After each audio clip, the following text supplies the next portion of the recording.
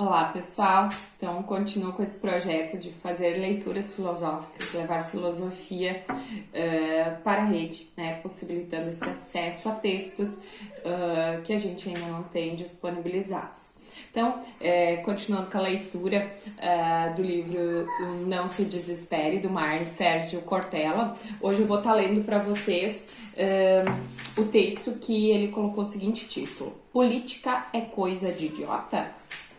Política é coisa de idiota, mas não pode ser. Essa sentença aparece em comentários indignados cada vez mais frequentes no Brasil e em nome da verdade histórica.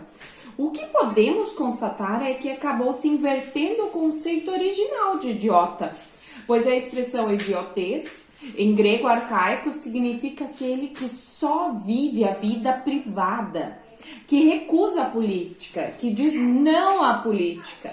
Em outros termos, os gregos antigos chamavam de idiota a pessoa que achava que a regra da vida é cada macaco no seu galho, ficando olhando apenas para o próprio umbigo. Os mesmos gregos davam um nome apropriado a quem cuidasse também da vida pública da comunidade e que acreditasse que a mais nobre regra é um por todos e todos por um. Este era chamado de político. E se entendia que todas e todos éramos e deveríamos ser políticos, a partir da noção de que polis é a comunidade, a cidade, a sociedade, e é nela, com ela e por ela que vivemos. No cotidiano, o que se fez foi um sequestro semântico, uma inversão, diz Cortella, do que seria o sentido original de idiota, a ponto de muitas e muitos hoje pensarem que só deixa de ser idiota aquele que vive fechado dentro de si e só se interessa pela vida no âmbito pessoal. Sua expressão generalizada é: não me meto em política. Recusemos tal percepção negativa da política, pois afeta a convivência decente e saudável. E, antes de mais nada, esquece que os ausentes nunca têm razão. De fato, muitos se sentem assim em relação a um determinado modo de fazer política, mas não corresponde à ideia mais abrangente dela, dado que ausentar-se em nome da liberdade e do interesse próprio esbarra novamente no mundo clássico, para o qual o idiota não é livre, porque toma conta só do próprio nariz. Pois entendiam que só é livre, de verdade, aquele que se envolve na vida pública, na vida coletiva.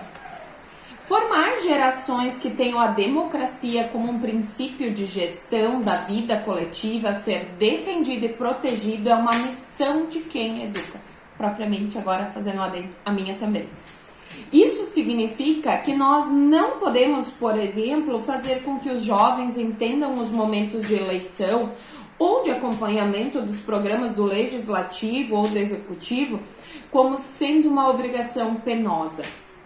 Ao contrário, a democracia é um patrimônio, não é um encargo, é algo que enriquece a nossa existência.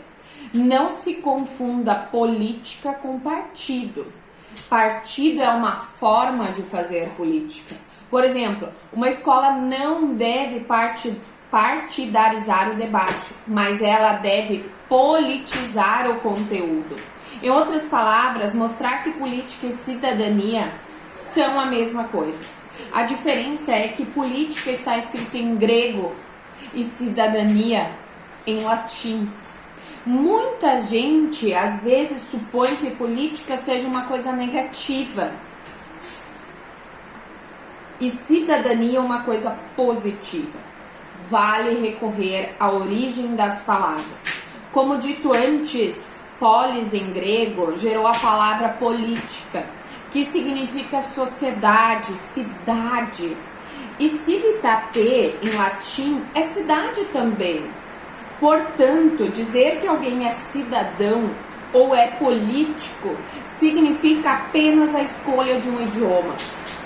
Assim, a política é vista como uma convivência coletiva, Mesmo que moremos cada um em nossa própria, usando o latim, domus, ou seja, em casa, nosso domínio.